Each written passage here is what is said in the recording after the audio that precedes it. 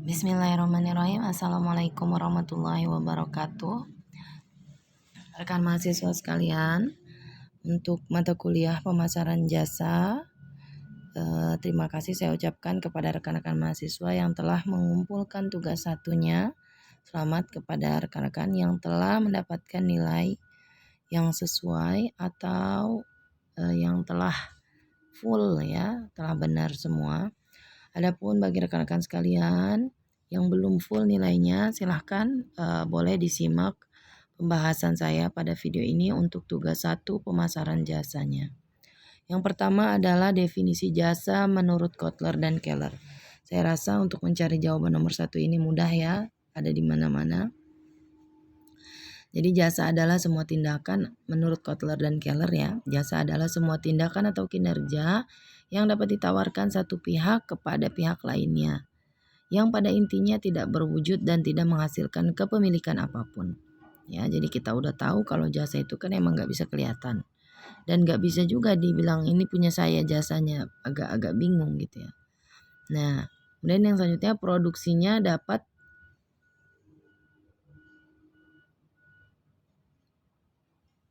atau tidak terkait dengan produk fisik ya, karena nggak nampak ya.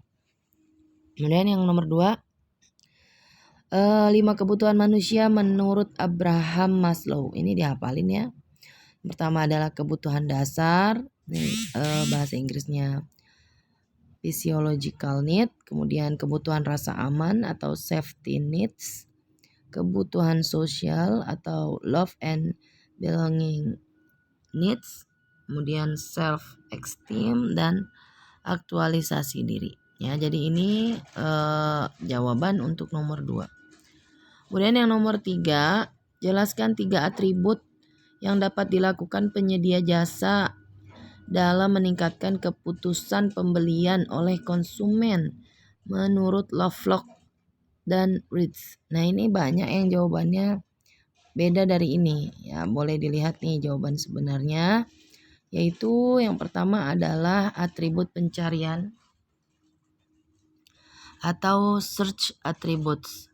Adalah atribut yang dapat dievaluasi sebelum membeli produk jasa seperti warna, gaya, bau, suara, tekstur, dan lain-lain. Kemudian yang kedua adalah atribut pengalaman atau experience attribute ya. Yakni konsumen harus merasakan suatu pengalaman sebelum dapat menilai aspek reliabilitas dan kemudahan penggunaan. Yang ketiga adalah atribut keyakinan atau credence attribute, merupakan atribut yang paling sulit bagi konsumen untuk mengevaluasi bahkan setelah mengkonsumsi suatu jasa. Jadi ini adalah 3 atribut ya yang dapat dilakukan oleh penyedia jasa untuk meningkatkan keputusan pembelian ya. Maka kalian ya sebagai penyedia jasa itu punya 3 atribut: pencarian, pengalaman, dan keyakinan.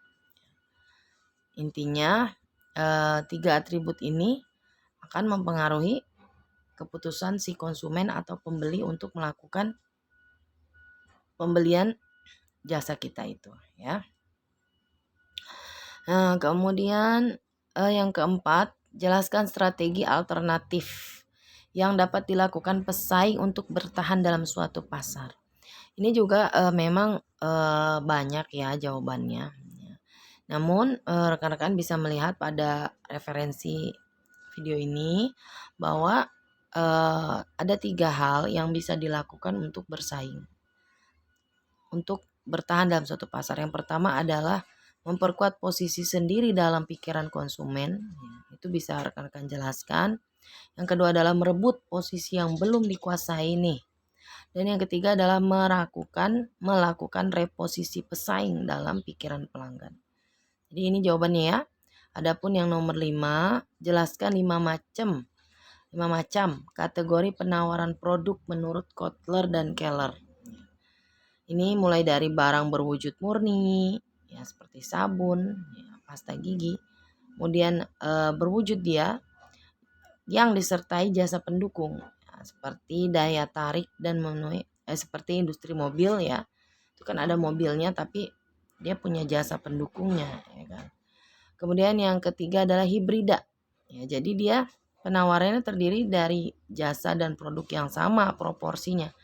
Baik jasanya maupun produknya itu 50-50 ya, seperti contohnya restoran. Kemudian jasa utama yang disertai barang dan jasa minor. Penawaran jasa terdiri dari jasa utama beserta tambahan barang atau jasa pendukung. Ini penerbangan ya. Memang dia disertai barang. Tapi penawaran jasanya itu dari jasa utamanya adalah si jasanya gitu ya. Kemudian yang terakhir adalah jasa murni. Ya, hampir seluruhnya murni, itu contohnya adalah konsultan.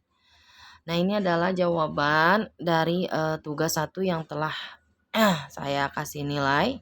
Semoga jawaban ini membantu rekan-rekan mengkoreksi apakah sudah benar, apakah telah dikuasai materi-materinya untuk pemasaran jasa sesi 1 sampai sesi 3.